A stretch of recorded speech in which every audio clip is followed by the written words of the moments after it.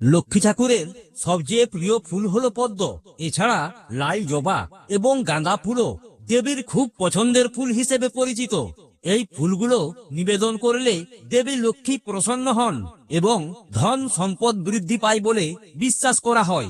বিশেষত কোজাগরী লক্ষ্মী পুজোর সময় হলুদ বা কমলা রঙের গাঁদা ফুল নিবেদন করলে দেবী তুষ্ট হন। লাল জবা ফুলও দেবী লক্ষ্মীর খুব প্রিয়। এটি নিবেদন করলে সমৃদ্ধি বাড়ে।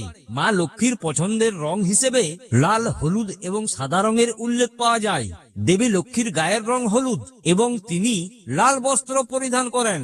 প্রসাদ হিসেবে নারকেলের নাড়ু, কাঁচা নারকেল এবং জল ভর্তি নারকেল দেওয়া হয়। সাদা রঙের খাবার যেমন ক্ষীর দেবী লক্ষ্মীর খুব প্রিয়। পরিষ্কার এবং পরিপাটি স্থান ও ঘরবাড়ি মা লক্ষ্মী পছন্দ করেন। তিনি নোংরা ও অপরিষ্কার স্থান অপছন্দ করেন। দেবী লক্ষ্মী পরিশ্রমী লোকের ঘরে বিরাজ করেন, তাই অলসতা তার অপছন্দ।